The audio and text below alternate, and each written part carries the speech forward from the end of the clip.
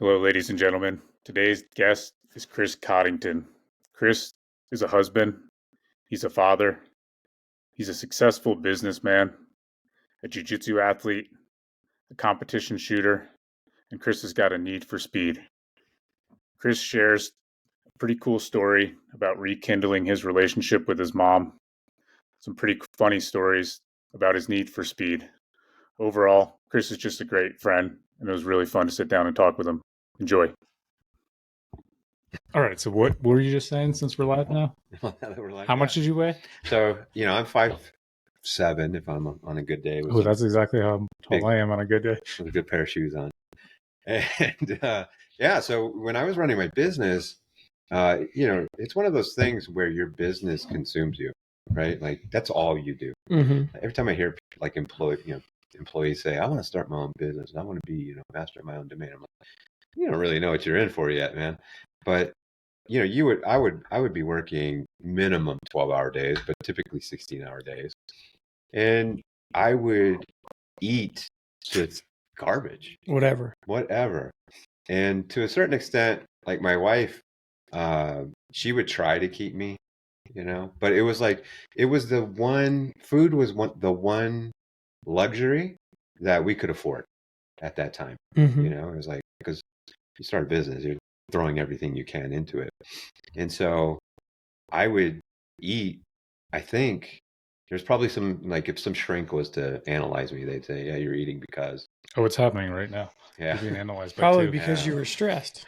A lot of stress for sure. And then, a lot of soda. I was like a sugar soda drinker, not even like diet soda drinker. Energy drinks. That was big, just to keep you going through the whole. What was your energy drink of choice? Monster. Yeah. Big old green can of Monster. And I wouldn't get just, a 12 ounce. I'd get it's huge. So anyway, I got up to like 250 pounds. And I ended up having to go to a training class in LA. One of the vendors that we partnered with, I had to go to one of their training classes. And the parking lot was full, to get in. And so I thought, okay, well, we'll just, drive the streets and find, park on the street somewhere. Good luck. Exactly. I was like a quarter mile away. And as I'm walking, like, I'm getting tired and winded. And mind you, I'm only like, I don't know, 40, 38, something like that. And I'm like, what in the hell? And then that kind of started me on my journey. I was like, okay, we got to fix this problem. And I got up to 250 pounds. And then even as I lost it, so the lightest that I got was with Shay. And with Shay, I got down to 165 pounds. And, so you're talking about what, 85-pound drop, when we finally got there. And yeah, it sucks because you don't realize the damage you've done to your body. Skin doesn't just go back in, especially at this age. Yeah. So that was an eye opener. Were you training at all then? No. No exercise. Where were you living? No. I lived, at that time, I lived in a different house in Livingston. I was renting. Okay. Yeah. Cool. So how old are you now? You said you were 40 then? 51.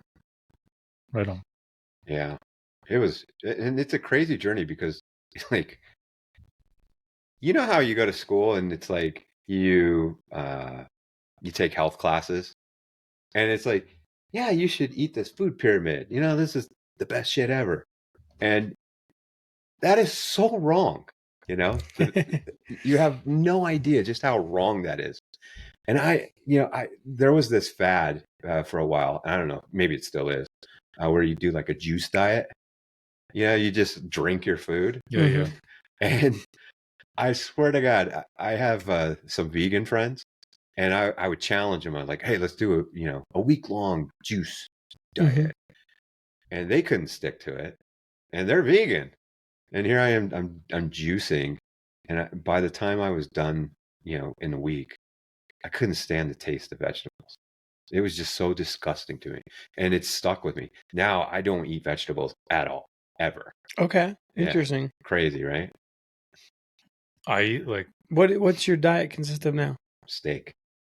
Okay. And? Milk. Okay. My boy. Steak and milk. That's it. That's literally it. I mean, I will have a cheat day where I'll like get a burrito. It'll be a steak burrito. Yeah. You know. Okay. Yeah. I mean, If yeah, I'm really feeling it, I'll get sushi or something. Yeah. Okay. But you're talking like once every month, every 3 weeks maybe. Okay. Yeah. But otherwise, it's just tri-tip steak. All the roasts. You know, it's just meat. Yeah. I was gonna say Cool. that's like mainly what I eat is steak now. But I Yeah. see. I'll go like if I go a few days without any vegetables, I start to crave them. I'll like really want a fucking salad. Really? Now, do you want the salad or do you want the dressing? The salad, because I'm very picky about the dressing. I'll only have like it'll either be oil and vinegar or Yeah. something like not a shit dressing, because I'm Yeah. fairly aware of all the shit that's in dressing. Yeah. But I'll have a lot. It's just asparagus or broccoli, but something green. Yeah. I don't know why I crave it if I just have meat for a while. See, I like asparagus, but it's because it's just drenched in butter. Mhm. Yeah, that's So- probably why I like it too. Yeah. Yeah. My steak's also drenched in butter. But I What's- can't stand like asparagus without the butter, and I cannot stand broccoli, period. Like as a kid, we would like drench it in cheese. And that's how I would. Ugh. Yeah. How long have you been on this steak and milk diet consistently? So, it was like this weird evolution. I would say I started taking my diet seriously about 7 years ago. And I started, well, I have these really skinny vegan friends, so I'm going to go vegan. And then I was like, yeah, I fucking hate this. Mm-hmm. So then I was looking for something maybe a little more reasonable. And I found the Bulletproof diet, which is like a modified paleo. Okay. And that worked out. I made that work. I lost, probably like 30 pounds, just right off the top of that. All right, this is cool. And then I stalled out. So I was like, you know what? Why don't we just go straight to the paleo? You stalled out, meaning you stopped seeing like weight loss results. Yeah. Okay. Yeah. So then I went to paleo. And then from paleo, I went to keto. And then from keto, I went to carnivore. It was just a progression. Okay. Yeah. I've essentially like on that almost the same time frame. It's been about like 7 years. Yeah. And I've literally probably tried every other diet 3 times, and there's just so many phases. This, I don't know why, I just find the steaks just so like for simplicity and Yeah. convenience. Like I just know what I'm eating every day. It's like steak and bacon and How's- eggs. Yeah. How's your guys' cholesterol? I do eggs as well. Sorry. Yeah. I do eggs as well. How's your guys' cholesterol? So cholesterol is like a weird one. So cholesterol gets a bad rap when you start doing some homework on it. Okay. If you think about it, like all of your hormones, their building blocks are cholesterol, and it comes from cholesterol. And so when you think about all the people that are suffering from like diabetes, pre-diabetes or diabetes, or you look at the people that, they're skinny fat, right? They're emaciated, that kind of thing. And they have like good cholesterol. And well, what's the point? Mm-hmm. You're not really testing your body. You're not living. You're not. So I would be more concerned, like, what's my testosterone level at? What's my, where am I at with, growth hormone? Where am I at with, other markers, way before I'm concerned about cholesterol. Yeah, There's so it's one of a bunch, and so you wouldn't put a lot of weight on it. I don't put any, and I forget exactly because I'm no scientist by any stretch, but it's supposed to be like the ratio, right, between LDL and HDL. And the problem is, like with carnivores, the ratio is perfect usually, but our counts are high. Mm. And so a lot of times, and so what's ended up happening is like in public health, we're treating the symptoms of the problem, Mm-hmm. and we're not really treating the problem. The problem is get off the sugary soda, right? Yeah. Get off all the, Carbs. the dog shit food. Yeah. Am I allowed to cuss? Yeah. All We encourage it.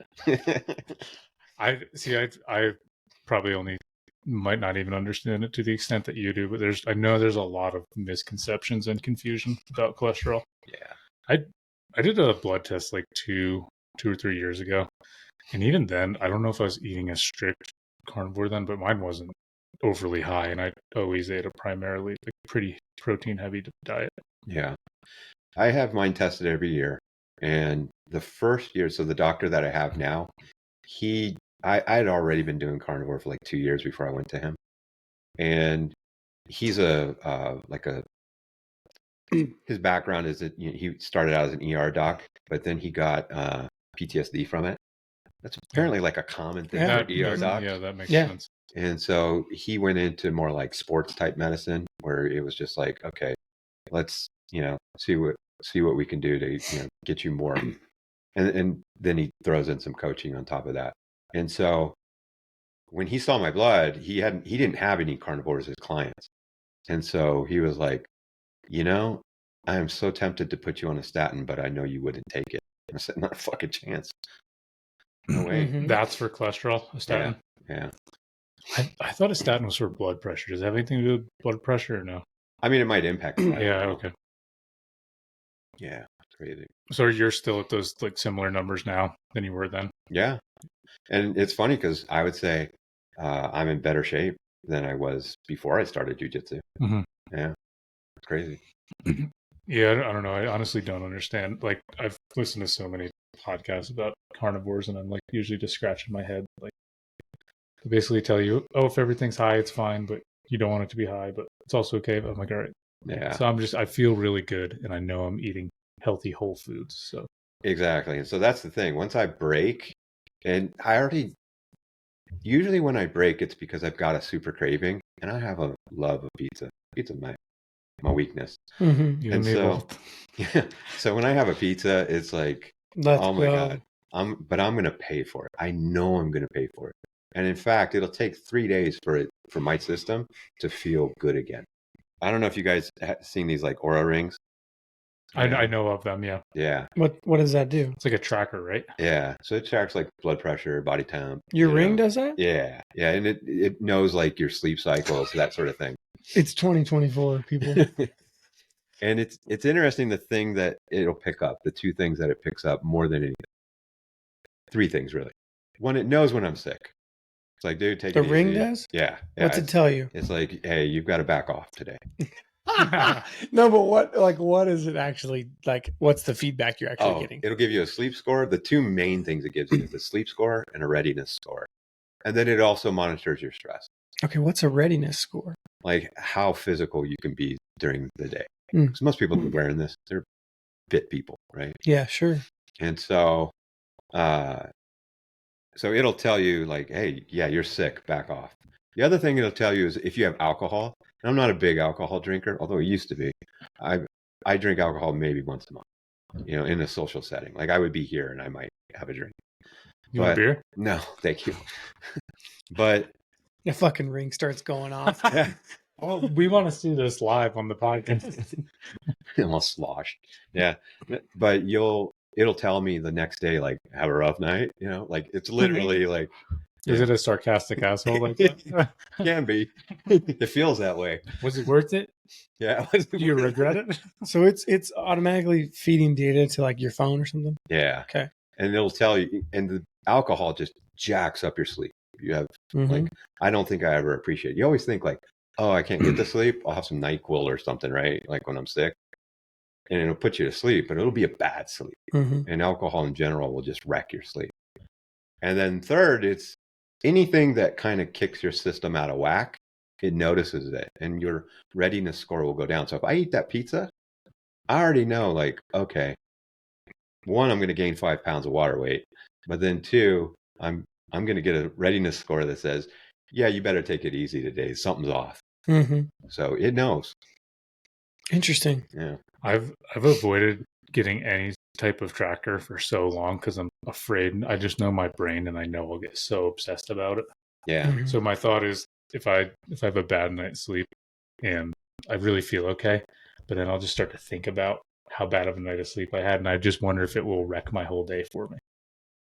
You mean if you had one of those trackers? Yeah, because oh fuck, man, I didn't sleep enough. I didn't get 7 hours now. Like now my whole day is ruined, and like I wonder if it would stress me out. What do you think? Like when you started, did you obviously you have one of those things? Do you have like a smartwatch too that tracks all your shit? Yeah. So no, I don't have a smartwatch. I hate devices in general, and the only reason I got this is because my doctor. So I've rolling with this guy. When did we start? 2020. Yeah. And I've had like so many stupid injuries, but I've also gotten sick so many times. And it kicked up right when I started rolling. Like, I swear, every year I'm like sick like 3 or 4 times. And it got so bad that I lost my voice, if you remember, for a couple of months. Like, it was pretty bad. And so he was like, "Hey, why don't you get one of these auras?"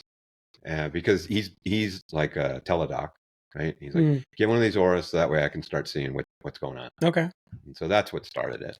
Yeah. I'll tell you one thing that's like changed, been a complete game changer for me. And maybe this sounds so fucking stupid, but I felt like exactly how you feel with the getting sick. I was like, this is like 3 or 4 times a year. What the fuck? Yeah. I maybe used to get a cold once a year. Yeah. I just started doing this because this chick I was dating last fall would get on my case about this, and then I listened to an Andrew Huberman podcast about cold and flus, like how to prevent them and how to treat them. Washing my fucking hands, How often? like every time I use a bathroom, but like, dude, I'm supposed to do that anyway. dude, I was about to say, dude, I was going to say, like, oh fucking, Dude. oh my god, washing my hands like Dude. like a fucking, like you just heard, like somebody just prophet gave you a message, dude, it's hilarious. you would think, like, I swear, but like, you know, I was just in the airport today, Yeah, and I'm always handling people's luggage. yeah, you would never wash shaking your hands in with the past. people. And I grew up on the farm and I never washed my hands. And like, we were always very healthy. And I know you don't want to do it obsessively and wash all the good bacteria off your hands, but just if you're in like around people a lot, and I think a lot from that jujitsu gym, like you got to wash your hands even before I leave there. I'll just wash them because you just touched all those fucking people, all the mats, and even just between then and driving home. Now you touch your steering wheel. Oh, geez. Yeah, but like- then like you'll do this or whatever, like something as simple as that or whatever, and then now the germs in your nose and whatnot. That's what, if you listen to that podcast, the amount of times you touch your face, like your eyes and your nose unconsciously after you touch another person.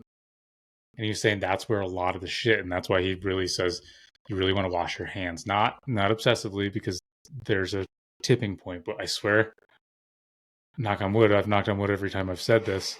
Like I've been like, my health has been very solid since the last fall. Yeah, it's funny because I came back in February. I've already been sick 3 times. Like, what the hell, man? Since February? Yeah. Okay. Yeah, once a month. Dude, I don't know, man. Like that's why it's so dumb, because it seems so simple, and like most guys like fucking wash my hands. Like, yeah, I heard this stupid. I think it was Will Smith. This is a Burt Kreischer thing. He's like, yeah, man, I'm taking a piss one day and I'm next to Will Smith, and he walks out of the bathroom, and I was like, whoa, Will Smith, you don't wash your hands after you take a piss? He's like, no, I got a clean dick. Why would I wash my hands? So I always thought that was hilarious for years. So I'm just like, I got a clean dick. I'm not washing my hands. But there you go. I'm essentially getting myself Just sick. hearing his story, I better wash my hands before I leave the gym. Yeah. Yeah. And even, I'm sure all the training partners would appreciate it, but it's just, it's like, the place is really fucking gross. It's a cesspool. I mean, if you think about like that, I mean, any type of like gym like that, it's got to become so dirty. Well, and I shower when I get home, but it's the time in between. Time in between, yeah. So it's some good advice. I'm going to be OCD in between. Yeah, and even if you think of it just well, and if you forget, maybe you put like a sanitizer in your car, in your truck. Yeah. And just that way, get on a the thing ride of home, you can defense do it. wipes and just have them to wipe your fucking hands at least. That's what I use when I get home is the defense, Yeah. When I get on the airplane and they'll hand you the wipes, I'm like, get the fuck out of here. You think I need those? You look like a girl. But now you use it. I'm like, oh, yes. Can I actually get 2 packs? Yeah. This airplane's disgusting. Yeah. I think that's that's what I've realized, because I grew up in a very rural area and not exposed to people a lot, and your immune system's very strong. But you were dirty all day too. Probably. Yeah, but like good dirty, not like... Yeah. I'm just saying, like, you had dirt on your hands all day. But not like people fucking coughing and wiping their nose and then shaking my hand and like, then I wipe my nose. Son of a bitch. Mm-hmm. I don't know. Just a thought. Like, it might not do No, anything. I'm going to do it actually. There's a whole thing. Speaking of planes, that like, and I don't, I never looked into this. Well, we can go down 2 tangents, but one is that like if you want to get better circulation in a plane, you want to sit in the first like 10 or 15 rows. for whatever reason, I guess like the way the HVAC system works in the plane and how they recirculate the air. Obviously, I guess from plane to plane it could change, but I think that's like a thing. And then I don't know. There's a whole bunch of research that's going on right now about how bad traveling on an airplane is for you. Like it's really bad for your body. People who have like, these people who like a million miles, right? They're fucked up. So there's just interesting studies about just air travel.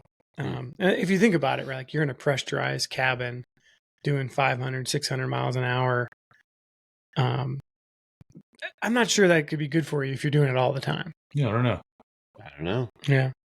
All I know is I hate traveling in general, so any reason not to get on a plane is Well, a good reason it is to me. odd, right, that like you can get on a plane, right? Let's just say you take a long flight, like a 5-hour flight or longer. I mean, even these 12, 15-hour flights, by the time you get to your destination, you are smoked, right? Like you're tired. Yeah. And you feel like shit. And why is that? That's weird. I think because you don't get out of your seat, you don't move. Sure, I'm not. I think there's I think there's factors like that for sure. But it is weird that like you are really tired after 5 hours of doing nothing. You get the fat lady next to you spilling into your seat, and you're like sitting at weird angles. Yeah. That Mark Norman bit when he's like, "Yeah, riding on a plane is kind of like a dating app. It's like, oh, I'm looking for a skinny Asian, no kids, face mask. Totally. That's who you want next to you, and that's who you want on a dating app." You know she's clean. You know she's thin. She doesn't have any kids. That's awesome. All right. Let's back all the way up now because we were just on a tangent about food. But Chris, where are you from? Where'd you grow up? Tell us. Walk us through. Oh, geez. Walk us through Chris Coddington from the beginning. Well, back in 1973, a young man was born. Is that the year you were born? Yeah. Yeah. So I lived in the San Fernando Valley. You familiar? No. Mm-hmm. Los Angeles? Yeah. I grew up in Pasadena. Okay. So we were practically neighbors. Where'd you grow up? Winnetka. Okay. Yeah. So I lived, maybe 30-minute drive from Malibu, so that's kind of where we grew up. And as a result, you have that California vibe. It's as a kid, it was always like sunny and beautiful, not like Montana here. And so there was always a push, at least in my family, to do like ball sports. Mm-hmm. So you did the baseball, you did the basketball, football, and all that. Year round, man. You can play year round. Totally. Soccer wasn't a thing yet, thank God. So. I'm a soccer guy, if you can't tell. This podcast is famous already for just knocking soccer. I don't know why it happens. It's like it really does suck. We'll bring some soccer athletes on here. We'll get them. Yeah. Even it out. Yeah. Sorry, continue. Yeah. So I grew up in sort of that environment where it's a bit competitive. Like competition was encouraged always. Sports were encouraged always.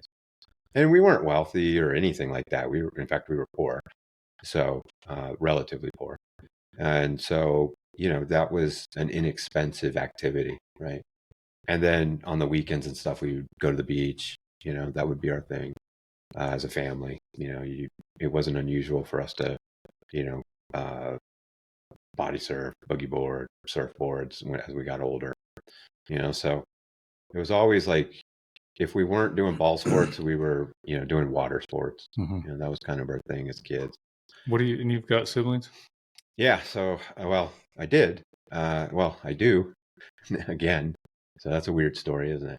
Yeah. I think I've heard parts of this. So, but tell us this, and then maybe you can tell us that one if you want to. Yeah. So, my stepsister, she was 7 years my junior.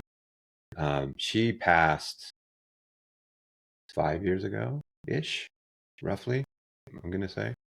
And then you grew up with her, but we grew up together. Yeah. And then most recently I found out I have a brother, and you guys already know that story. So yeah, vaguely, but I do not. Might have you definitely told it when we were thinking. Oh, you're right. Actually, now I'm kind of remembering. Okay. Yeah. So it was weird, like my wife, she always, my stepmother is still alive, and uh, my biological mother, she left my dad when I was like 2 years old, Uh-huh. right? So I didn't really know who she was. I saw her once after that when I was like 7, 8 years old, something like that. And it was, like a play date in the park. My dad was like, no, your stepmom is not really your mom. This is who your mom is, that Mhm. he wanted to make sure that I understood that. And so that's what happened. He was like, I'm 7. That makes sense. Yeah. I got this on lockdown, Dad. Yeah. Thanks. Yeah. Yeah. But it was weird because that still is it's a memory. Like I have that memory still Yeah. of that time. Like I don't remember much as a kid, like who remembers that stuff? But I remember that. But all the same, like my stepmother is the one that raised me. Mhm. So I always felt like, okay, well, that's my mom, Mhm. And so I felt like if I was to reach out to my biological mom, I always felt like that would be disrespectful to my stepmom. Makes Mhm. sense, right? And then my wife, though, she had a different view on all that. She was like, no, you should, reach out and this and that. And for some reason, I forget what it was. Oh, she had to pull out my birth certificate for something. And on the birth certificate, I don't know how they are now, but they put your at that time they put your parents' names and they put their social security number on there, which is I don't think they do anymore. I can't imagine they put social security numbers on birth certificates. But Patty, my wife, she saw that and she's like, "Hey, by the way, we got your mom's social security number. I think you could find her, right?" Mhm. I'm like, "Oh, I could absolutely find her." This is like, that's your lane ways. Yeah. Yeah. It's like internet. Yeah, I'll find her. And so I just let it go for a few days, but it started percolating. Yeah. It's like she knew what she was doing. And so she planted that seed. It didn't take long before it was like, all right, give me that birth certificate, give me that social security Let me see number. that number. Yeah. So I run a background check on her. And I'm like, all right, who is this lady? It's a bullshit number. It wasn't even her social security number. Mhm. So now I'm really intrigued. Like, what is up? Who puts a fake social security number? And that was it. It was a fake social security, not a mistake. Okay. And Yeah, so I guess like in the 70s, like they probably didn't really have a system to check. yeah, Like, everything was probably manual. Handwritten. Yeah. but she had no reason to do it. So I think somewhere along the line, some wire got crossed. Mhm. That would be my guess, because she's not some arch criminal. Mhm. So yeah, my mom, the master villain. So I was like, okay, let's go see if we can find her other ways. And so I started, there are databases online where you can find people. And I started looking, by her maiden name, and by her parents' names. And I kind of narrowed it down to like a few profiles, but there was one that was kind of like, that looks like it's right, And so I then went onto Facebook and got a picture.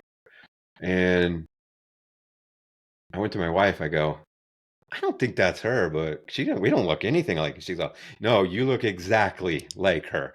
It's funny how you don't Yeah. think you look like certain people. Uh-huh. And so I was like, I don't feel like I look anything like her, but okay. So I reach out to the profile, send it a message, and I'm like, hey, I got this picture. Is this you in it? Mhm. And it's a picture from when she was like 18 years old with my dad. And the next day, I get a message back, and the last name is different. Mhm. So I'm Coddington. She's Bert because she'd been married, so she didn't have her Maiden name. maiden name, but she had been married and divorced, but she still kept her married name. So this guy, or actually no, I didn't get a response back. So then I looked at the friends list of this person. And I saw that the last names were the same, and one of them was young. And I go, you know what? This young guy's going to be tuned in. This person is obviously not active online. Mhm. And I also had in the back of my head, like, she could be dead. Mm-hmm. You know, who knows? This page hadn't been updated in forever. And so I reach out to this young guy, and I'm like, hey, by any chance, do you know if this is your friend? You know, the person in your friends list. You know, Mm-hmm. do you know if this is her? And then the next day he reaches out and he goes, well, hello, Mr. Coddington, like all formal.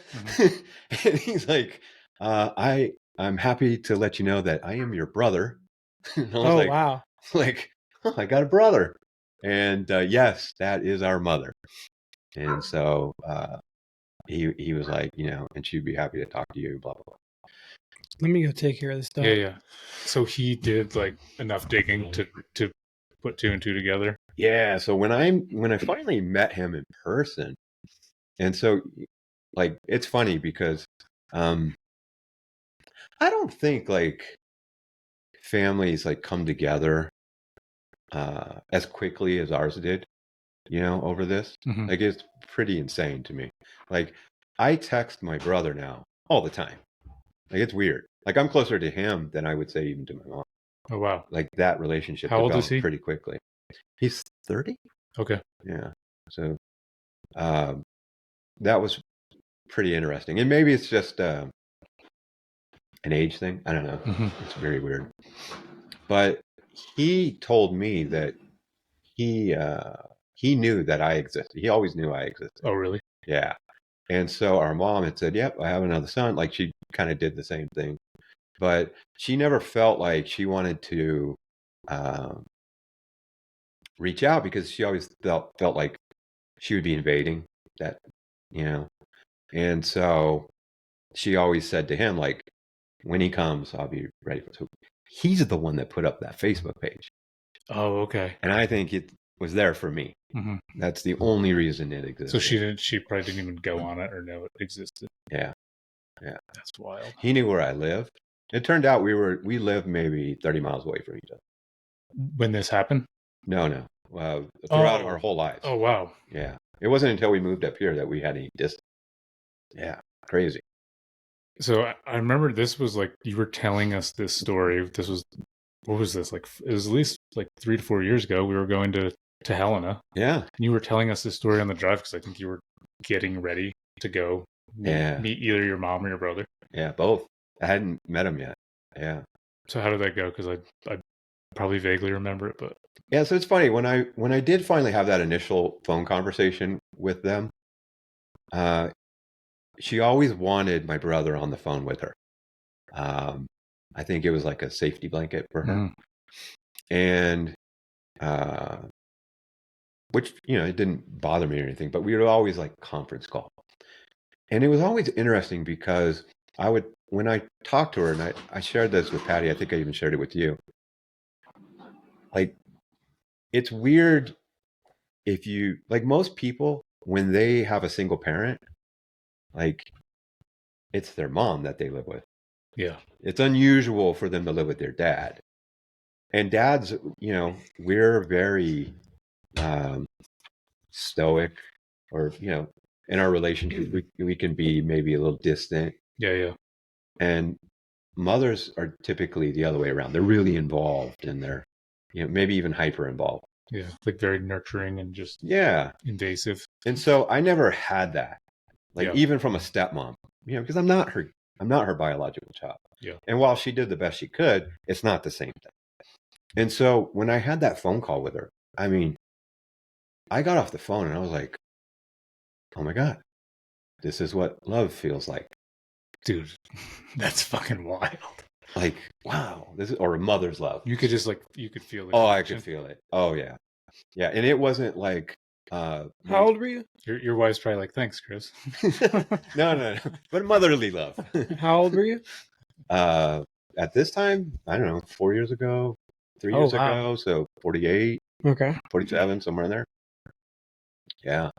And so I was like, oh, that's, and then I was kind of envious of like people that had moms. I was like, wow, that's kind of cool. Yeah. Like, I can't imagine having that my whole life. It was really bizarre. And every time I see her, like, it's the same thing. Like, there's this weird connection. I don't know how to put my, finger on it. it's got to be like biological. Like she, you were in her womb, and then she fucking holds you when you're a baby. There's no Yeah. closer connection to a human, and that's like it's imprinted and impressed on you. Yeah. It's crazy. So when we did finally actually meet in person, we still have family, my wife and I, out in Los Angeles. So we go back, but we used to go back like once a year. Now we go back like once every 5 years or something. Like we just hate the place. So I can't even, like my wife. Tell us how you really feel. Yeah, my wife just went for the last 2 weeks. I didn't go. Like I have no desire to go back. But when we did, we made the trip. We went out there. We saw her family. Saw parts of my family, and then we went and saw them. And she was really anxious. Like my brother was like cool as the underside of a pillow, but she was really anxious. You could tell, like she wanted it to go right. Yeah. And so that, I think, like I could feel that tension a bit, but we still walked away like, okay, we're a family now. That's cool. Like That's awesome. It was like Legos, you stick them together, they're hard to break apart. That's almost what happened. I'd imagine, like, how could she not be anxious though? I'm sure she didn't, obviously, when she had you, plan on just not knowing you. And then you get older and you look back and you're like, the amount of dumb things I've done when I was younger. Well, not only that, she was a kid. Mm-hmm. My dad was older, a little bit older. He's like 4 or 5 years older than him.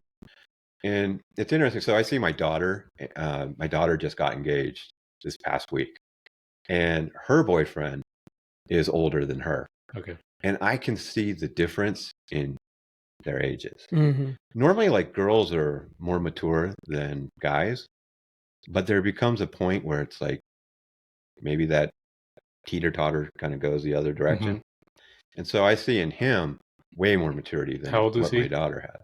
He's 30. Okay, I was literally going to say, do you think it's around 30? Yeah, so he's 30 and she's 25. Mm-hmm. And so there's a little bit of difference. And I even think back to myself, like I was an immature fuck for up until 40. Like, I don't know how I'm still married. My wife put up with me all that time. I was selfish. I was a dick. I mean, I wasn't like mean, but I was centered on myself for sure. Yeah. Yeah. So, I could see my mom, having a kid. It's way too young. She knows it. Mm-hmm. And who knows the stresses. Yeah. Yeah. And interesting. Plus, it was a different time too. This is in the 70s. I got to imagine it. I don't know. Different world. Yeah. Yeah. I don't know. That's what I mean. She obviously probably never had that intention, but maybe, yeah. Then you get older and you're like, fuck, like now she's got to come to and face those decisions. So I'd imagine she'd be very anxious. Yeah, she was definitely concerned about what judgment I'd have, and I told her, I was like, I'm a 50-year-old man. I'm already like all grown up. Yeah. I didn't harbor any ill will because I never thought about you, Mm-hmm. which is mean in a way, but it was the reality. I never I had mom. You never carried like, where the fuck's my mom? I'm pissed off at her. Yeah, you never carried any of that. Out of sight, out of mind. That's good. Yeah, that's good because it would have been kind of wasted energy anyway, probably. Absolutely. Yeah. Yeah, and yeah, you had a stepmom too, so there was like an element of that there too, to where totally. It sounds like you were pretty damn busy with your business too, to where you weren't gonna. So it's funny because my business was I was winding it down when I started doing this. So for probably, so I'd started my business in 2007, and then I wound it down in 2020 with COVID. And so that was like insane for most of that period of time. But I was already kind of winding down in that like 2019, 2020 time. Mm-hmm. So I was actually pretty calm, for all that. It wasn't like I had competing interests, at least not when I rekindled. Like if you're right though. If my wife had brought it to me in 2015, I would have been like, get out of here with this. Like I wouldn't have cared. Yeah. So when did you move away from the Los Angeles area? 2007. Yeah. And you moved to Montana? Yep. Okay. Yeah. So I used to be in the Air Force. Okay. And I was stationed in Great Falls. Okay. And so when I got out of the Air Force and, went home, met my wife. She was in the Marine Corps. And so it was kind of like perfect timing. And I always kept telling her, like, Montana is where I belong. Like, I want to go back to Montana. And it was always difficult because I work in tech. There's no tech here, or especially in 2007. Yeah. And even before that, because my wife and we got together in 92, so you're talking, I'd be yapping about it since 92, going, I'm going to retire up, it's like, yeah. And so 2007, I had finally just had it. I had a job that it required, how traffic is in LA. So I always worked in consulting. And so the way consulting works is at least in software consulting, you fly out Sunday night to your client's place. You stay in your client's town until Friday. You fly back Friday, or you either fly back Thursday night or Friday morning, depending on how you want to do it. Sure. And then usually on Friday, you'd have training. And at that time, I lived in San Fernando Valley. The training would be in downtown LA. So you go train on Friday, and then you had Saturday off, and then you go do it all over again, right? And you just do that. And that was driving me nuts. It's the main reason why I hate traveling, is because I had to travel for work. And so I told my wife, and my wife actually told me before, and then I agreed. She's like, this ain't working.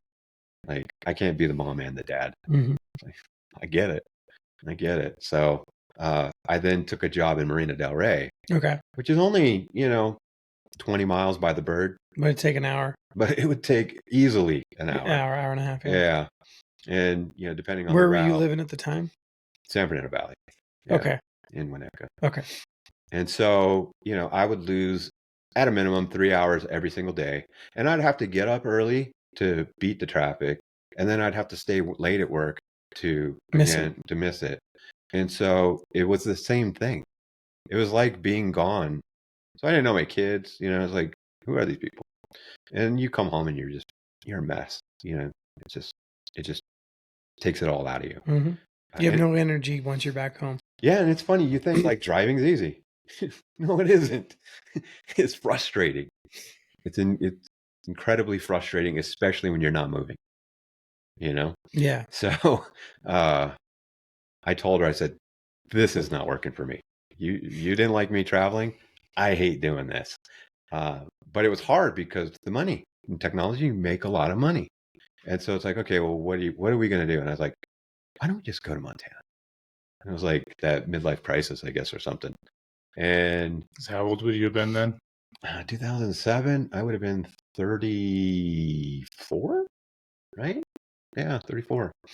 And so I was like, why don't we just go back to Montana? And she's like, not a chance. Like our families are here and this and that. It's like, and I kept pushing and pushing and pushing because she knew I was unhappy. And finally she said, if you can get a job there and it can support us, then we'll go. And so I found a job. I started applying everywhere. I didn't care. I took a huge pay cut when I did come out here. I did find a job. And I remember the first time I brought her out. You came to Bozeman? No, we went to Livingston. Okay. We flew into Bozeman. We flew into Billings. And I remember it was January, and I'm bringing her here to like, no, you're going to love this. In Livingston. It was in the middle of a windstorm. Too. In a windstorm. And it had to be like -20 with wind chill. And they had lost our bags going there. So we had no coats. And so it was just like we were freezing our asses off. She absolutely hated it. But God bless her, she was like, all right, we'll do it. And so we packed it up, came out. That made me think too, like then in 2007, it was way easier to find a flight to Billings than Bozeman. Because yes, that was like the time my sister went to school here, and the first time I came to visit, I flew in to Billings to come to Bozeman because there was literally no flights here, and they were so fucking expensive. Yeah, crazy how much it's changed in just a short period of time. Yeah. Anyway, sorry, continue. Well, so 2007 is how we got out here, and I think that was a long-winded answer to your question. Yeah, thank you. Yeah. What was the job? What job did you get here? Was it something remote? Was there many remote jobs then? No. Nobody was doing remote at that time, even in tech. Especially in Montana. Especially in Montana. So now there's a company called They're still not. There's a company called Printing for Less. I don't know if you heard of them. I think so. Yeah, they're like at that time, I don't know what they are today, but at that time they were like number 3 or number 4, like biggest printer in the country. So I just took a job on their tech team, and what ended up happening was in technology, you always have a side hustle. So I would have all these clients that I'd be doing work on after I got off work. And what ended up happening was I was making more money from my side hustle than I was at my job. I was like, I think there's something here, right? And so then I was like, I took the plunge, because they gave me like a signing bonus, a moving bonus, and all this stuff. I had to give it all back because I didn't even make it 6 months there. Okay. Yeah, and then that's when. What were you doing for them, and then what were you doing on the side? So I'm a software developer, I guess at heart, and they hired me on to be one of their senior developers, and then the side hustle. What happens is you get a lot of these small companies, like just think like entrepreneurs that are just starting out, and they're profitable, but they haven't really broken through that barrier to be considered like a small business. They're still tiny. They might be like a 3-man operation or something like that. And so at that time, one of my clients, and again, we're talking 2000, early 2000s. So selling on Amazon, that was a big thing. And so this guy, what he did is he would get all of the DVDs in, and then I had written this software that would go out onto Amazon, and let's say you got a movie, whatever movie you can think of. This software would say, okay, for this DVD for this movie, what's the cheapest price that this is being sold on Amazon for? Decrement it by a penny and list it. And so that's how he made his money. And so he paid me to sort of write that software. So that would be an example of it. Okay. And so it didn't really matter what the project was. It was really more about the technology than anything. Yeah. So then you just started doing this essentially full time for yourself. Yeah. So 2007. So you got to remember the financial crisis happened in 2008, and that wiped out everybody. Like all these little fledgling entrepreneurs gone, and so I lost pretty much my entire client list overnight. And it was like, oh shit, what do I do now? And so fortunately, I had made enough business, I had enough business contacts from old employers that I could still get work from them that was too small for them. And so they would give me that. And that's how we probably limped through like 2008, 2009. And then at one point, I took on a partner, and he and I, we ran our company until the end. Yeah. And so you wrapped it up into 2020, 2021. Yep. What'd you do? You just shut it down? You sold it? Yeah. So we were we ended up specializing. We grew fairly big. We were an e-commerce specialty company. So if you needed to sell something online, we would build your site out. And at that time, that was kind of the thing, right? Everybody wanted to sell online. And we could see where the winds were going. So when I broke in, I did essentially what was called custom development, which is like, what do you need? I'll build it. And then we kind of transition into this e-commerce development. And what we do is we take packaged software, customize it for you, and then help you facilitate your sales. But then the way that things changed is nobody wanted to, like, when you think about it now, if I said, hey, go buy a medicine ball for me, what are you going to do? Amazon, Shopify. There you go. You can open up Amazon, boom, medicine ball, get it sent 2 days later, right? Mm-hmm. But not back then. But not back then. If you wanted a medicine ball, you had to go to the medicine ball company site and buy it. And so we could see like, oh no, these guys are starting to get creamed now. And in fact, the medicine ball company made more money selling on Amazon than they did selling through their own portals. So we were like, okay, so they didn't. So they're gonna drop that service. They'll keep the service, but they're not going to invest the money into it. So all the features, all that, they're not going to put anything into that. And so we could see that was where it was going. And so we went back to our custom development roots, and we got in with some guys on the East Coast that had some ties to some pretty wealthy financiers. And what they would do is for every company that was, coming up, like they were venture capitalists, but on a smaller scale. And so they would have us build their line of business software for them. Okay. Yeah. So that's what we did. And then by the time 2020 came around, those guys, it was almost like a replay of 2008, right? Consultants get the boot, and you even might even cut some of your permanent staff. And so we had to, we were the consultants, so we were the first to go and the last to come back in. So it was like, well, we're kind of burned out anyway. Sure. Yeah. So what have you been doing the last 3.5, 4 years? Yeah. So I've been for the last, God, what is it? It's just over 3 years. I'm now a VP of engineering for one of those companies. Cool. Back east. And what was cool is they hired on my team. So like I didn't have to worry about like who's not going to have a job and all that kind of thing. So, and now I essentially just instead of running my company, I'm running a team, but I don't have any of the stress associated with that. So it makes it pretty easy. What's that transition been like for you? It allowed me to go to jiu-jitsu. Okay. There you go. In the middle of the day, no less. Yeah. Because, when you go into a company, the way, especially a tech company, there's so much waste in tech, right? You go into a tech company, and let's say they have a 50-man development team. There's usually about 5 people that do like 80% of the work. And then there's 45 people that do the remainder, right? And so I'm one of the 5. Yeah. So for me to go in, and so are my guys, all my guys are the same way. So we would outperform any team. In fact, somebody would be like, this is going to take me a month. And you're like, I'll get this done this fucking afternoon. Dude. Yeah. And so venture capitalists like that invested in this company, they're blown away by what our technology team can do with so few resources.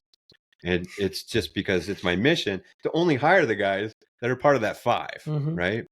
And so I look at it and it's like, this is easy mode. I don't have to work 16 hours a day. Yeah. I don't have to worry about making, a $2 million payroll. I don't have, it's easy when you don't have to do that. Yeah. Yeah. Cool. Yeah. So it's been good for you. And it has. Yeah. Cool. Yeah. Yeah. Was it hard to kind of, were there, I guess, parts of it that like you were upset about or attached to the business that you didn't want to shut down or like torn a little bit? Not at all. Okay. I hated the business. Okay. I literally hated the business. And in fact, when did you start hating it? God, I can't think of a time when I had it that I was like, this is awesome. Yeah. So you did it for quite a while. Yeah. I mean, you did it for what? But you know, me and my 7 partner were years. like, it's going to get better. It's going to get better. So wait, no, you did it for more than 7 years. You did it for 13 years. Yeah. And it's funny because we modeled ourselves after other companies, Mm-hmm. you know, because it's like everybody thinks they have to sort of reinvent the wheel or have some cool cutting edge thing to be successful in business.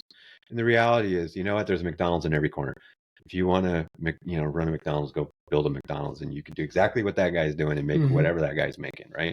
And so we modeled our, you know, consulting company after a number of consulting companies.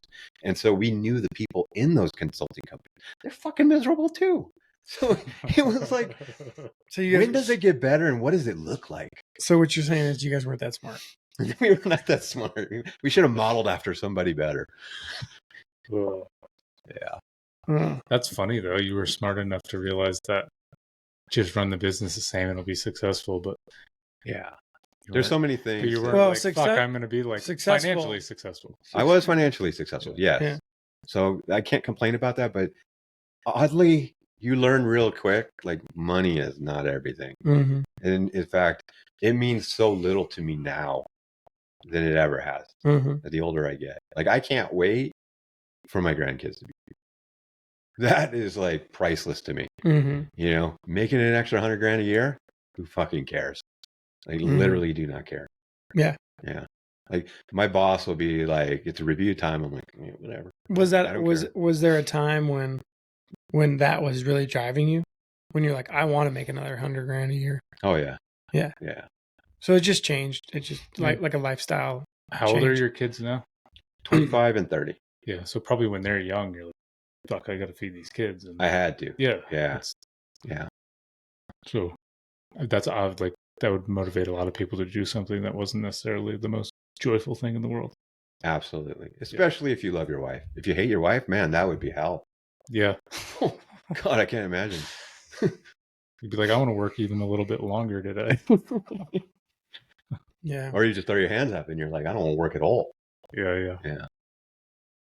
So your kids, you're 25 and 30. Yeah. They're both daughters. No, I have my daughter who's 25 lives with me, and then she's in the process of getting married.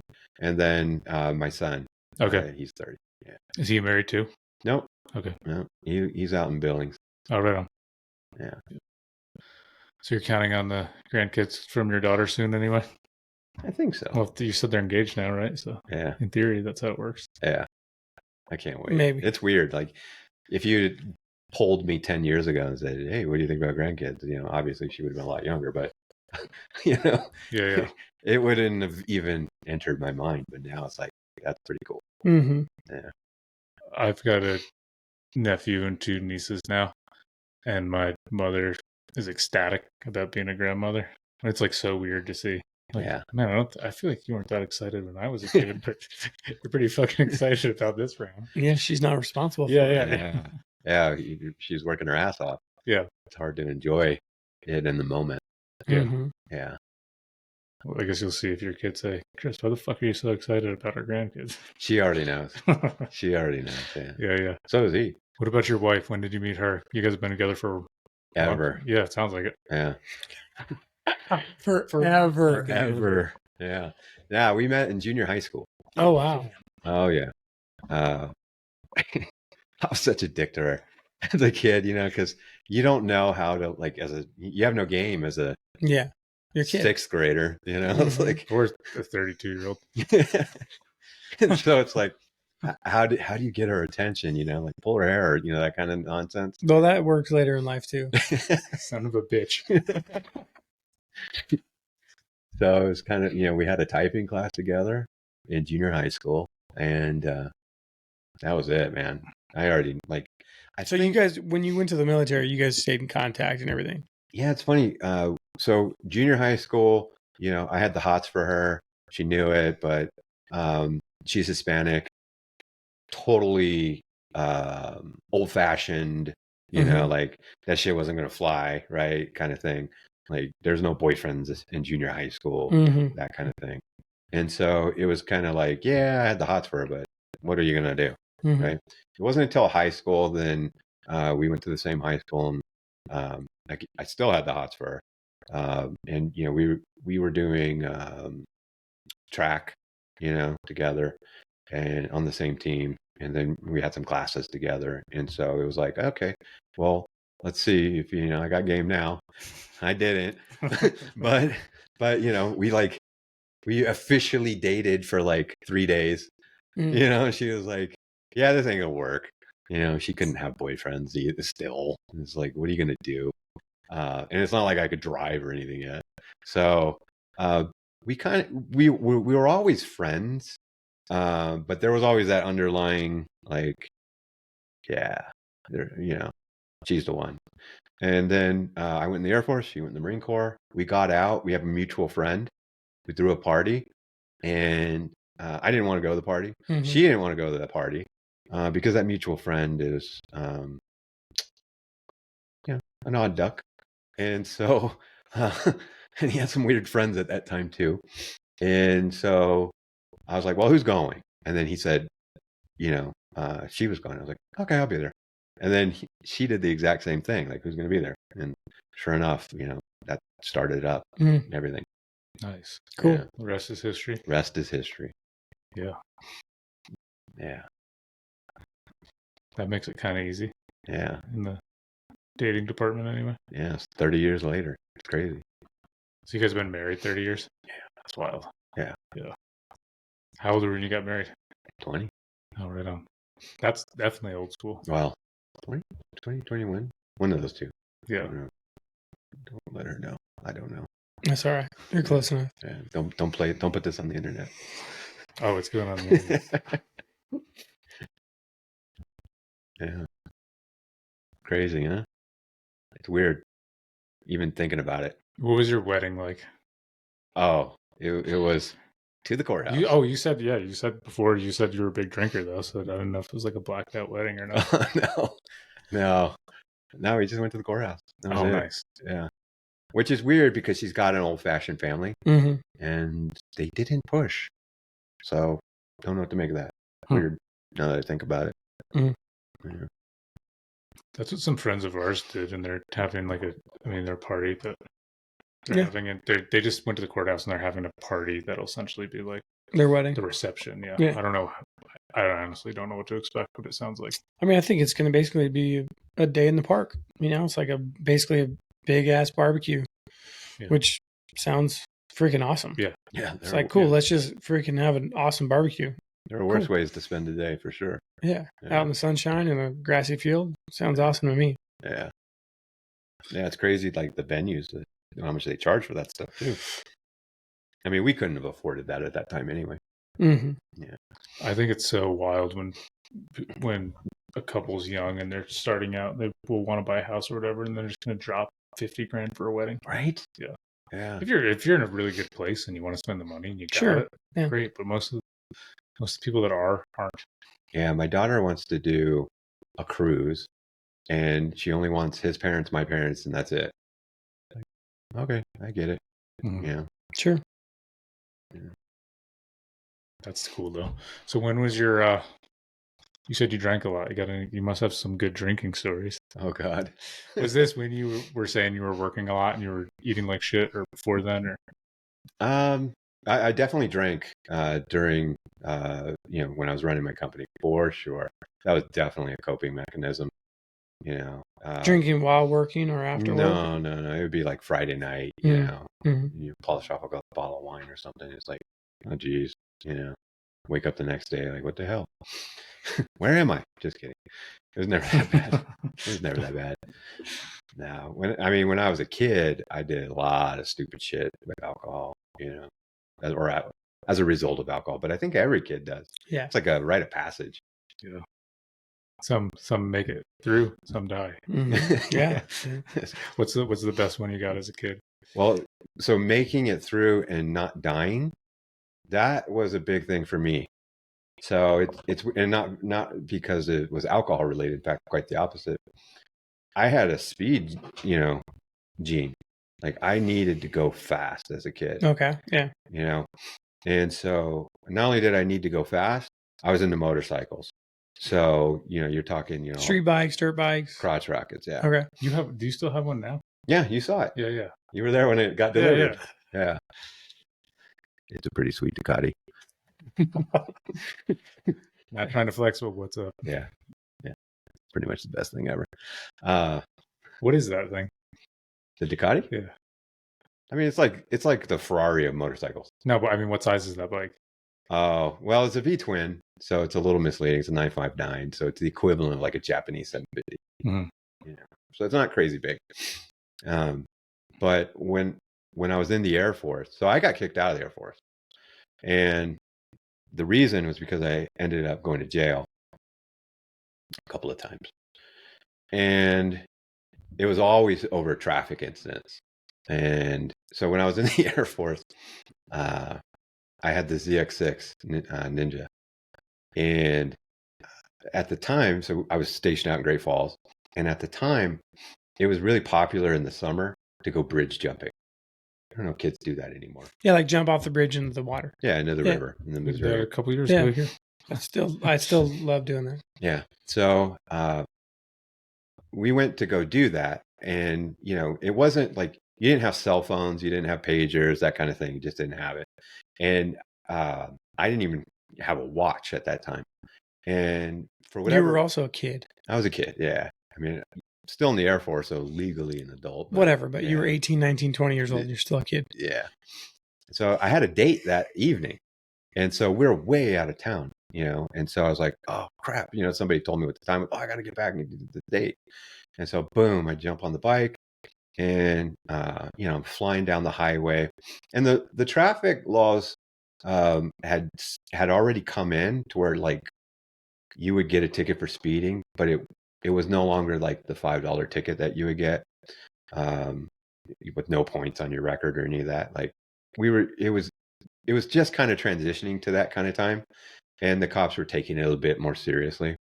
And so I'm flying down this 2-lane highway into Great Falls, and I'm just going probably like 100 miles an hour, and I'm splitting lanes, you know, just going through cars. And so I see this cop. He's on the other side, and he sees me split these two cars, you know, that were just side by side. And I just, at, you know, 100 miles an hour, and I look in my mirror. I'm like, ah, shit. I look in my mirror, and I see him cross the median. Like, you know how they have the medians where you can cross? Nah, this was just like, Yeah. You know, he jumps over the other side. He went for it, flips on his lights. And I'm like, oh, I'm fucking out of here. I got this, dude. So I gun it. Let's go. So at that time, they have more off ramps now, but at that time, there was only 3 off ramps. Right? Yeah. So the first off ramp, it's going to take me about 5 minutes to get there, but it's to the airport. And I'm like, okay, I'll go there. I'll go hide in the airport for a bit and then go in. So a few minutes pass. I see that there's a couple cop cars waiting for me right at the off ramp. I'm like, oh, hell. All right, well, let's go into town. We'll just go to the next one. There again, I see, you know, city police. So I saw, you know, highway patrol, and I saw the airport police. Now I see the city police. And I'm like, oh, crap. Okay. And then I keep going to the next one, right? This is the last one that I can get into town and actually hide because there's nothing else, you know, up that highway. I would have to like break off somewhere, maybe around Canada, you know, like that's how much further I'd have to go at that time. And so sure enough, there's, you know, the county sheriffs are there. And I'm like, oh, crap. And so I keep going and I'm thinking. They're not chasing you at this point. They're just waiting for you. They're just waiting for me. Yeah. Yeah. And so I keep going and I don't know, 5 minutes go by. I'm like, okay, we got to end this thing. And so I see another highway patrolman coming in the opposite direction, and he crosses over the median and it looked like he was trying to like hit me. And I was like, yeah, I got big balls, but not that big, you know, like I'm not going to try and, you know, fight cops. So I go for maybe another minute and I pull over, and you got to remember, I'm going like 100 something miles an hour. And so I take my hat off, I get off the motorcycle, and I kind of sit side saddle, and I just, you know, kind of like I'm sitting here and I'm just looking down and I'm waiting. Several minutes go by, and these dudes aren't coming. And Okay. so it's like, what the hell? And then- They're not pulling up next to you or whatever. No, but then I see it, and I see this just barrage of like sirens and lights. You know, it had to be like 6-8 cops. You know, they're coming up, and you know, they jump out of their cars, and you know, guns drawn, and you know, get on the ground, all that. And it's like, okay, here we go. And so I ended up getting 2 reckless driving tickets at that time. One for splitting over 100 miles an hour between 2 cars, and then one for evasion. Mm-hmm. You know, it's like, oh, great. So the Air Force, I was a cop in the Air Force. So they That's frowned awesome. on that a little bit. Yeah. And they were like, yeah, you can't be a cop anymore. Mm-hmm. And so they sent me over to this like carpentry wing. And the carpenters, like, they don't want some reject cop, you know, so they would put me on like shit duty, like, you know, bring all the 2x4s over, you know, clean up the site, that kind of thing. And I was like, okay, whatever, it is what it is. And then I had already put in for orders to go to Korea, and they came in, and I was like, sweet Jesus, I can go back to being a cop, you know. And so the colonel on the base was like, yeah, I'm not fucking sending you, you're not going. Mm-hmm. Oh, Jesus Christ. And he says, you're lucky you're even still in the Air Force. I was like, okay. And so I end up going to court. The judge says, you know, what do you got to say for yourself? You know, the whole 9 yards. I got to, you know, I basically used to be, you know, a security policeman. I can't do that anymore. So, you know, I feel like I've already been punished. And like, dumbass kid, I've already been punished. You know, anything you do is going to be lame.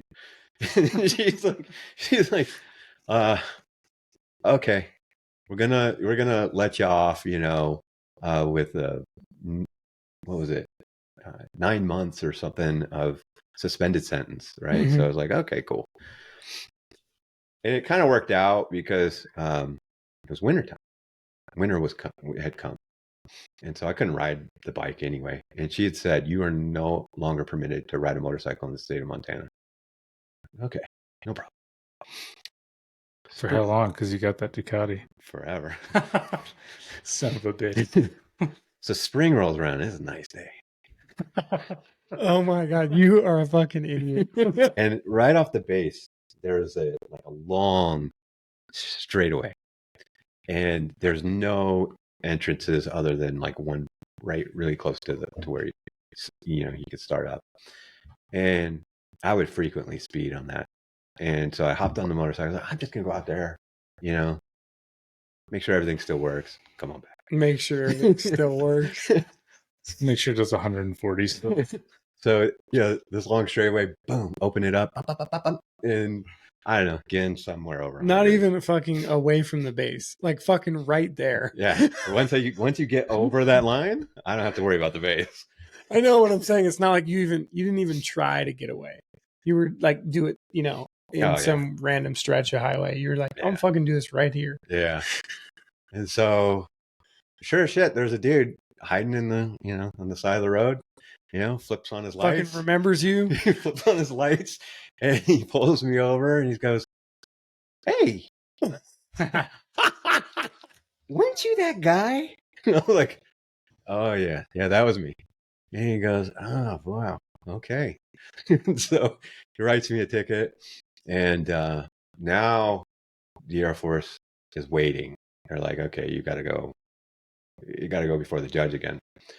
And before I even got to go see the judge, the Air Force made a decision. They're like, yeah, we're done.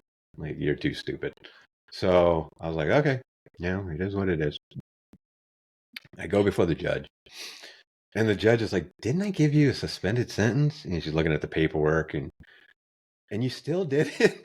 Like, you know, what are you thinking? You know? And I was like, you know, I really wasn't thinking, but I just, you know, been relieved of duty in the Air Force. It seems kind of silly for the state of Montana to put me into jail for 9 months. when I'm just going to leave and go back to California. And she's like, you're right, but I can't let you go scot-free. So she goes, you're going to spend 3 days in county jail. And, so you could see what it's like. And I want you to think really hard and, all the, I was like, all right, cool. Did my 3 days, went home. That was that. But, we had like on base, we had like, it was common for like airmen to have bikes. We had like a whole squad of guys that rode bikes. And we would regularly, especially because back, you got to remember, this is like 1989, 1990.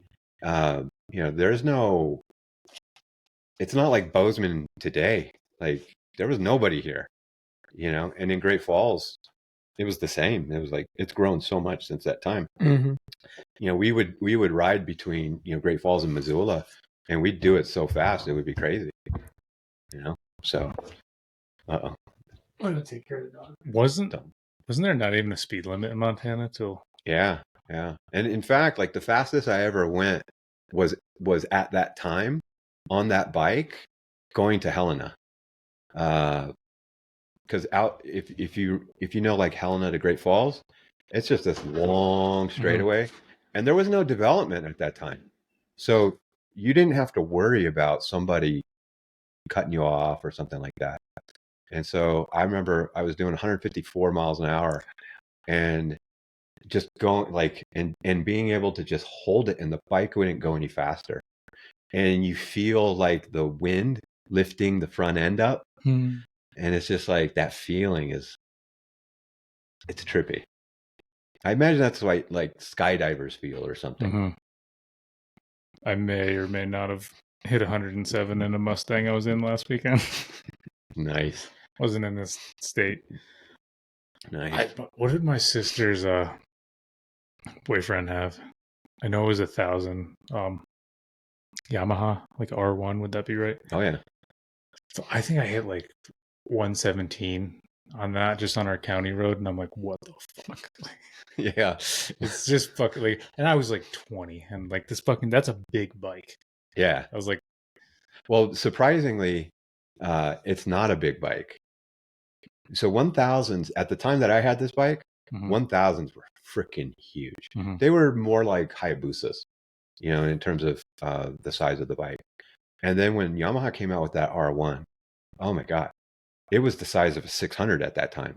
So I always look at it and I go, it's not that big of a bike, especially if you compare it to like a Hayabusa. Yeah, I was probably like 135 pounds, 20 years old. I remember my wife, she lived like 3 blocks away from my house at that time. And I would like pick her up and then we'd swing by my house or something. And we would go down the stretch in LA, and I would take her regularly, like 120 miles an hour. And she got used to it. Like she never even thought like, no big deal. Yeah, it's crazy. Do you still take her on your bike now? Will she go on it or no? No, you know what? So you saw when I got that bike. Yeah. I've probably taken it out maybe 10 times. Okay. Yeah, I just don't.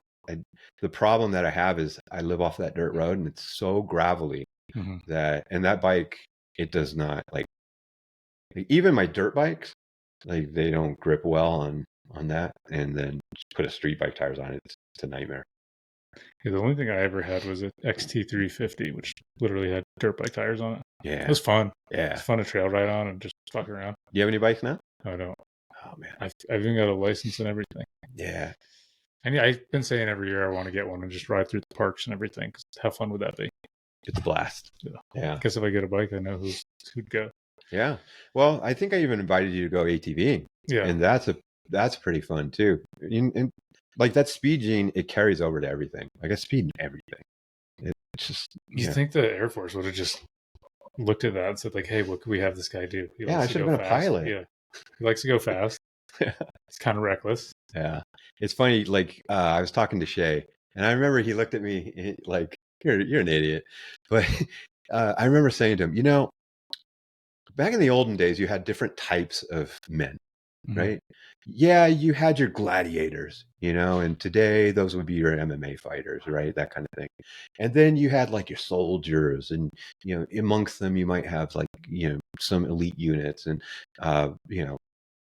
today Delta Force or SEAL team or something like that. And then at the same time, you would have guys that were just amazing hunters, right? They would go out, kill lions, tigers, and bears, and you still have that today, but with guns instead of whatever the hell they use then. And then, but you also had that the men that were like speed demons, right? Those were your charioteers and that sort of thing. And I remember I was explaining to Shay's like, shut the fuck up. Shay's man. like, you're a fucking idiot. Like that was the look on his face, but I don't think he understands like the speed that I'm talking about. No, and that's the thing. Like if you crave that, there's probably some correlation with that and wanting to do jiu-jitsu or any kind of combat sport. Yeah, because there's a fear and a rush in it that you're drawn to.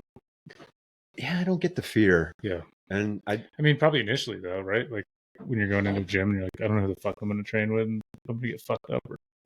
No, I don't really get that way. But part of that is like, and you roll with me. I'm not the guy that goes crazy. Mm-hmm.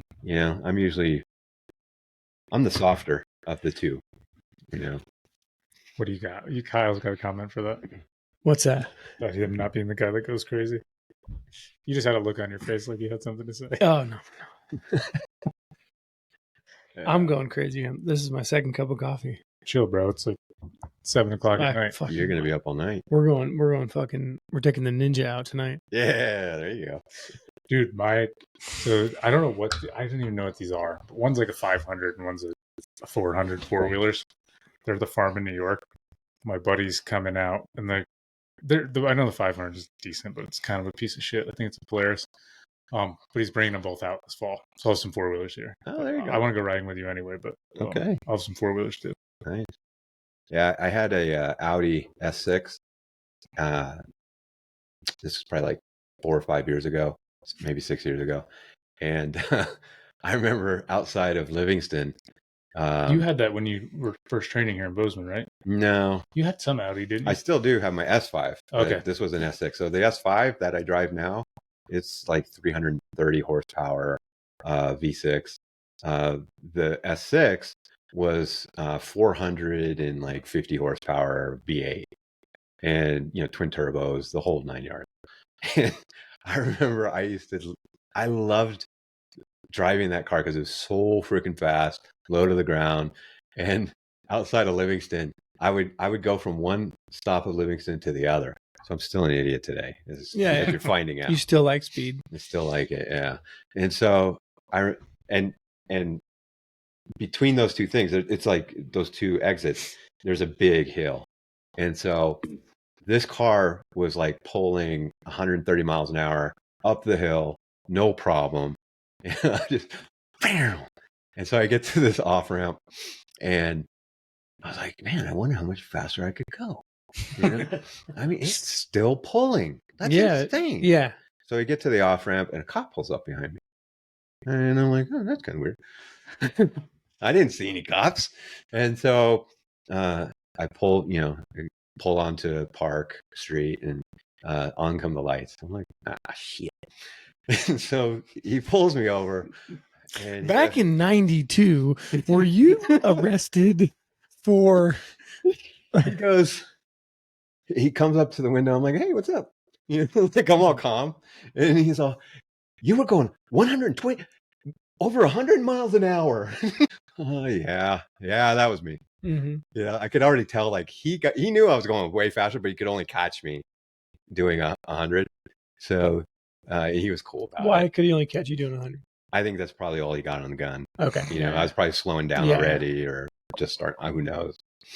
Yeah. Did he write you a ticket? He wrote me a ticket, and I was like, okay, cool, thanks. I pulled out. I went to the courthouse, went straight to the courthouse, paid the money, went home. Yeah. No issue. What? Okay. How long ago was this? Maybe 5 years ago, 6 years ago. So you're still not allowed to ride a motorcycle? I don't know. Okay. You are. I haven't been pulled over. So I was gonna say, because I'm sure you're not going slowly on your Ducati. Okay, so It doesn't want. this is the last time anybody will see Chris. No, I mean I'm not Let's be honest, crazy. that's- It's always safe. He'll be though. he'll be doing 140 on his Ducati, and they're gonna pull him over and be like, "Hey, motherfucker, you're not even supposed to ride a bike in the state." Yeah, I think I'm more of a chicken though. Like I can't see myself doing that. At my skill level isn't there. I actually enjoy doing dirt biking more than I enjoy street biking now. Hmm. Yeah. That's crazy, man. That's a crazy addiction to just want to go as fast as fuck all the time. Yeah. It's a weird feeling. And that's what I say. I think it's like skydivers, but I have a fear of heights, so I ain't doing that. Yeah. Yeah, I don't want to. I used to want to skydive when I was younger, and now I'm like, yeah, I really like living, so I don't know if I really want to take that chance. Skydiving's fun. Yeah, it's fun, but like, imagine how dumb a way that'd be to die. I Like, mean, you survived all the odds and made it this far, so you decide like, hey, I'm getting to the point where I want to voluntarily jump out of a plane for the thrill. I don't know. I feel like the odds of dying. You're gonna do a tandem jump anyway, your first time. Yeah. I think you still die. That's just the guy that you jump with dies too. That's true. I'm just saying that like Yeah. you're not in control. Somebody else is, What is it? which is probably even stupider. But whatever. Drop Zone in Three Forks. Three Forks. Yeah. Yeah. My best friend, he owns that. I was gonna say, do you remember the guy that we trained with for a while that would do the You jump? can skydive? No. You won't? Nah, I'm scared of heights. I'm not gonna do that. All right. We should go skydiving. Fuck that, dude. I just said I don't want to. Yeah, that's why we should do it. I'm not trying to jump out of planes. I'm fine with heights if it's safe. Like I've been in sketchy heights, like climbing up like rackety silos on the farm. Yeah. And like that sketches me out. But if I'm on something that I generally trust that's stable, I'm like, that's fine. Yeah. You know, we went to you know how like Seattle has the Space Needle. Mm-hmm. You know, and they have that restaurant there. Yep. You could kind of go out on the deck if you want. Yep. I don't even want to go on the deck. Yeah. Okay. I did Yeah. the Space Needle. I was fine with that. Yeah, I can't. I don't even like. I'll be on the inside, but I don't want to be on the outside. Mm-hmm. It's totally irrational. But what are you gonna do? And all right, we didn't talk about your guns. Guns. Oh, this guy's packing, dude. Fuck. Dude, this isn't a safe fucking place. You got to pack. Bear could cop out at any Yeah, time. dude, you never know. Jesus. Yeah. So let's fucking hear about it. I take everything back I said about you. You're a really nice guy. We haven't shot in a while either. No, we haven't. You still got the Glock 19? Yeah. Good man. That's a good gun. I need a 10 though. I need a good bear gun. Why? You're probably gonna tell me it's a 19 because I'm planning an archery hunt this fall. Okay. Yeah, you know the guides, they're carrying a Glock 20, which is a 10 millimeter. Mm-hmm. But I guarantee you, and you know, like I say this, and the hardcore gun guys look at me cross-eyed. But you know, bears aren't bulletproof. There's this notion or this idea that you know you need to shoot the biggest caliber that you can reasonably control when you're in bear country. And so like if you look at Alaskan guides, they're usually carrying like a shotgun or a lever action or something like that, which makes total sense because they got bears everywhere. And we do actually have, if you go ATVing with me, you'll probably see bears, or you have a chance of seeing bears. But the problem with that theory is that I guarantee you that by the time you get 3 bullets on target, maybe one of them hits if you're lucky. I could have emptied an entire magazine, right? Because my 9mm doesn't have anywhere near the recoil that a 10mm does. Mm-hmm. So, and you can, if you're a bigger guy, then absolutely do a 10mm. But for guys our size, do a 9mm. There's videos online you see like snowmobilers taking down moose that charge them with a 9mm, single shot, bam. So shot placement and obviously volume of fire is important. I know this is a heavily debated topic, but I'm pretty sure I could look it up. There's an article that Meat Eater put out. It was like 5 of their guys, Steve Ranella, a handful of them, they all put what their bear gun was. One guy did say 9mm. There was shotgun, there was 9mm. But I don't know. But you're saying with a shotgun, you get 3 shots, and if you don't get them on target, you're in a fucking bad spot. No, I mean, I would take a shotgun over a Glock 19, but you were saying over a 10, you would take a 9. Yeah. So if we're comparing pistols, I'll take whatever I can shoot the fastest. And oddly, when I go out, I don't take a 9mm. I actually take a 357 SIG. So it's the same size bullet as a 9mm. It's just got a little more, powder behind it. And I only give up 2 rounds. So that's what I do. Thank God I haven't had to deal with bears. But what's this piece you're carrying today? This is a Glock 43. So it's just a concealed carry type gun. Mm-hmm. Yeah. Is that the holster you always carry? Yep. Not worried about shooting your dick off? Yeah, absolutely. Is that the only thing? I'm like, man, that's like right on my day. Yeah, but I find like, and I'm not a flexible person at all. So like when I, got to grab behind my back or grab from my side. When I lived in LA, I would carry actually the cop, underneath, because I used to work in I worked in a very sketch neighborhood. Like Reginald Denny at that time had, gotten brained, during the riots. Mm-hmm. So it was like, yeah, I'm going to carry. And so I used to carry there, and that was pretty good. But I prefer this style now more than that. And you got a small arsenal at your house of guns. Yeah, it's weird because it started out like because I wasn't raised on guns. Mm-hmm. I got my first shotgun, which was like a crack open, single shot.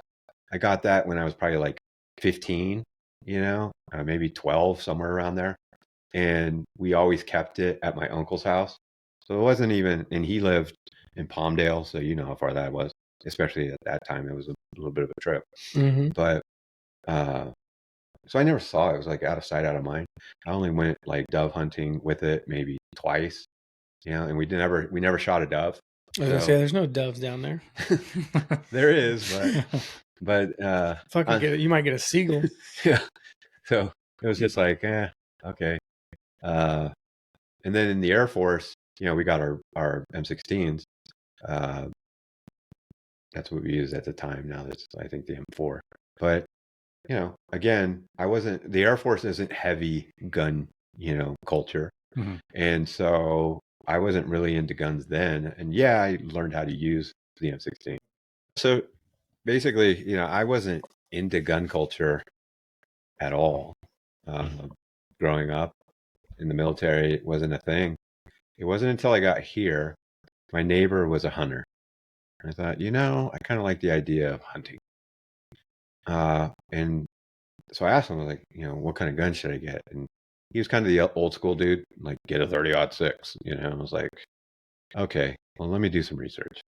And then I realized, like, yeah, that's a bad choice. Like, okay, so somebody that hunts is giving me bad advice. So I ended up getting a 308, especially for deer. So I got a 308, and even now I probably would get like a Creedmoor or something, but again, at the time there wasn't really a 6.5 Creedmoor, so 308 was a really good choice. So we go out, he takes me hunting, and I don't know the first thing about hunting, other than shooting at, some sparrows in California and thinking they're doves. And so he pulls up into this one spot and he's like, yeah, just follow this trail. And he didn't bring a rifle with him, so he's just like, follow this trail. You'll see something. Go ahead and, go for it. And I had a license, so I was like, okay, cool. But I didn't know any of the rules. Like, I don't know jack all about hunting. And here I am, I'm expecting this guy to be kind of like my guide, or at least my mentor. Like in life, mentors are probably the best thing you could have. And here I was putting these unrealistic expectations on him because he didn't sign up for it. And so he's like, yeah, just go up this trail and, you'll see some deer. Pull the trigger. Yeah. So I go up and I get over this little hump, and sure enough, there's a bunch of deer walking towards me. and there's 2 of them, and they stop short of like the door. And so I'm like, So they're close. they're close, and they're dumb. Like they're the dumbest fucking animal I've ever met. You're on foot. Yeah. Yeah. And I'm probably not even a 5-minute walk away from the truck. Right. So just going up this hill. Sounds like a good hunt. And so, I got this, cheap little Savage, 308, and it's scoped. It's a what is it, 3x12 scope or some shit, piece of shit. And I mean, I'm telling you, it's the Walmart special. And I level it, and it's so close to the door that looking through the scope, it's like I could see his nipple. It's like, give me a break, right? Mm-hmm. And I just thought, I don't know what I'm shooting at. So I just kind of eyeball it, and I look just down the barrel, and then I pull the trigger, boom. And it made the shittiest noise that I've ever heard. And I've heard a lot of animal noises. And this was like this, like you could tell it was like, what? Like it was a combination of like a pissed off deer and a dying deer. And then, it goes, fleeing, running off. And then his little girlfriend, goes running off with him. And I can't find him. I don't know where this dude went. And so I go back to the truck. He comes running up. I don't think he actually thought I would see anything or shoot anything. And so he's like, "Did you hit it?" I'm like, "Oh yeah, I hit it." And so he goes, "Okay." And then, sure enough, there's a blood trail. And I hit it like square right in the chest. Like, how do you miss when he's right at the door? And so we take it, he grabs the front legs, I grab the back legs, we take it, throw it in the back of the truck and drive off. And the way we drove off made me think that something was wrong. Like, I was like, what the hell, Like he's driving fast. Oh, yeah. He's like, nervous. He's nervous. We're booking it out of there. I'm like, what's the deal? And, we get back, and I'm like, dude, I don't know how to clean this. Can you show me how to do it? And he's like, oh, don't worry, I'll do it for you.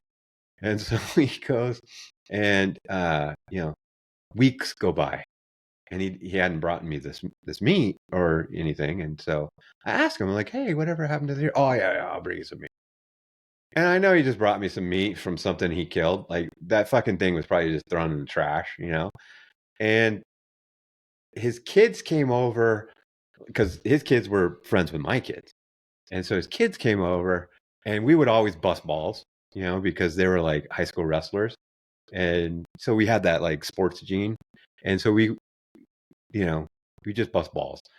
And so I don't know what I was, getting on them about. But then one of them goes, so you killed Bambi, huh? And I'm like, yep, got her. And so he started laughing. I'm like, there's a joke here. I don't know what it is. Well, it turns out, it's like I killed the wrong type of deer. Like, it was supposed to be a whitetail. I killed a muley. Uh-huh. It was supposed to, have so many, tines on it. And this was like, had nothing. And so I was probably fucking poaching. Yeah. And that's why the dude was like barreling off. Yeah. And it was like, dude, this could have all been prevented if you just went with you and told you. Yeah. And it's funny, like he and I, we hate each other now. So maybe it was meant to be. Maybe it was meant to be. I hate him now too. Yeah. So that actually ruined hunting for me, because one, I was like, this isn't sporting. Mm-hmm. It's like, how do you derive enjoyment from that? I can't. And so when I shoot for competition. I don't shoot for meat. And the reality is I love the taste of cow. Mm-hmm. So, yeah. So, but that got me into guns here. I did have buy some guns out in California, but even then I wasn't shooting them a lot. It wasn't until I got here that I started shooting them. And it wasn't until I wound down my company that I really got into shooting. Like, I was shooting about 25,000 rounds a year. And that's when I got pretty good, And it's a lot of rounds. How many rounds a year? About 25,000. God damn. Yeah. and It's a lot of rounds. like even in 2020, we started rolling in like August, and I had like a log. Up to August, I'd already done 20,000 rounds. So, from the beginning of the year. So I was doing a lot of that. But, I would buy guns because guns are so cheap. You can get a gun for $200 at that time. Now that same $200 gun is probably like $350. But, I would just experiment with it. Like, do I like this? Do I like that? Mm-hmm. Because you go to a gun store and you don't realize it. I didn't realize this until my nephew told me. When he worked in a gun store, he kind of gave me the behind the scenes. But those guys are idiots, and they are driven by incentives. Mm-hmm. Not incentives by the store, but incentives by the manufacturers. Mm-hmm. So every gun that they sell, there's usually like a UPC. They're going to scan it. Like the person that sold it to you is going to scan it, say it's a scope, whatever. And so like, take Vortex, for example. Vortex makes like a lot of scopes. And what they'll do is, even if they didn't do anything, like you're like, hey, I want to buy that Vortex scope. They'll give you the Vortex scope, but they'll scan it, right? And then they turn that scan in and they get credit with Vortex, right? And so they're incentivized by the manufacturers to sell manufacturers shit. Mm-hmm. And so that's why you see a lot of guys coming out with these dumbass guns. And so I fell victim to that early on, but I started to realize like, no, there's something amiss here. And okay, I'll buy it. And then I just buy and sell them. Like I'll buy it. I I don't like this. 6 months later, sell it. Yeah. Mm-hmm. Yeah. Yeah, I mean, that's probably a good way to figure out what you like and what you don't like. You're just literally experimenting. Yeah. Are you shooting all those rounds at your place? Yep. No one or your neighbor hits you and you hate him? So my neighbor, 20,000 rounds. my neighbor got pissed. So I was training for a competition, and normally when I'm getting like as I get closer to the competition date, I start shooting more. And normally I shoot during the week when they're not home, but I think his wife's home, and so my soon-to-be son-in-law and one of my nephew, I think we were. He wanted to like shoot something kind of like I take you down. Mm-hmm. I took him down, with my nephew, and we did some shooting. And he comes out. The way my house is, like he has to drive to get to my house, like even though he's the next house over. And so he comes down the hill. He doesn't even stop at the door to knock on the door. He just comes down the hill. And he's waving his hands, and he's like, hey, the ricochets, we can hear them up there. And it's like, dude, physics, man. Like, there's no way. There's a hill. There's literally this huge hill, like 4 stories high, Mm-hmm. right? Like, there's no way that anything is going to hit you over this hill. And if you're hearing it, that means it's going up, not through the hill. And so, but it's a neighbor, and you don't want to start wars with your neighbors. Mm-hmm. So I was like, all right, well, we'll shut it down. I don't want you to feel uncomfortable. And he's like, yeah, maybe if you, build some berms or do this and that. And I'm like, yeah, sure, I'll do that. So I threw like a few tires back behind it, and I still shoot. But yeah. I do it during the week when nobody's going to have beef. Yeah. Well, we got to shoot again soon. Oh, yeah. And have dinner and all the other things we've talked about. I know. We do. We got to grab Ty. What kind of competitions do you do? So I don't do a lot of them. I typically only do like 2 or 3 of them a year. But out at Logan, they have USPSA matches, and they're a hoot. It's almost like the BJJ community. Like, there's not a whole lot of ego into it, and they'll teach you, the ropes. So you could go with like your Glock 19 if you wanted, and you could compete. Hey, you're not going to win anything, but at least you'll have a good time, doing it. Cool. Yeah. What's the format? Like, what do you? Is it time? Is it accuracy? What is it both? It's both. It's 3 things. So your power factor, which is how strong of a caliber are you shooting, right?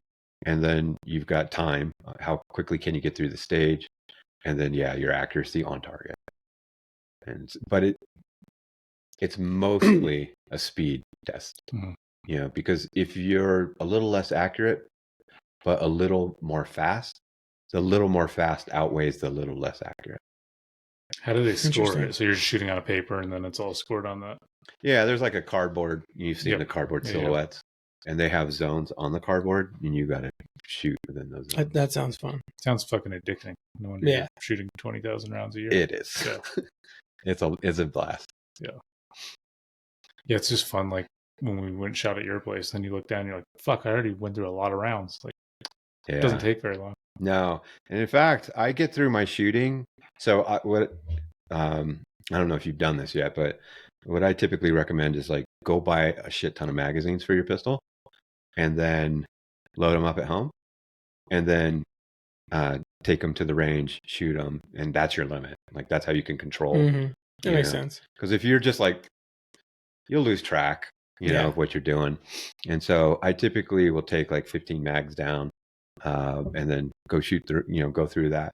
It'll take me, I have the drills that I want to run, and it'll take me maybe 20 minutes and then I'm done. Yeah. Cool. It's awesome. Where do they start you from the holster? Like that's where you start and then. Yeah. So some of the stages they'll, they might start where your gun is on a barrel or on a table and you have to pick it up. But 90% of the time, maybe 95% of the time, it's coming out of your holster. Yeah. We'll have to go check this out. Yeah. It sounds fun. Oh, yeah. They're like going around all summer, spring, summer, fall. Yeah. Yeah. Well, what's crazy is it's getting super popular because they just had a sign up for May. And normally, like on the fringe, like early season, late season, people don't necessarily want to do it because it's like cold right now. And they signed up. They had a sign up 2 weeks ago, and it was full by the end of the day. So I was like, oh crap, I missed out on that one. But I'll probably pick a couple in the summer and just go. Yeah. Just tell us when you're going and we'll go. Oh yeah, I want to see this. Yeah, it'd be cool. Cool. Yeah. Right on. You want to wrap it up now? Let's do it. Yeah. All right. Hopefully we can piece these together. Good luck. Thanks, Chris. Thanks, Chris. No worries. It's crazy going down memory lane.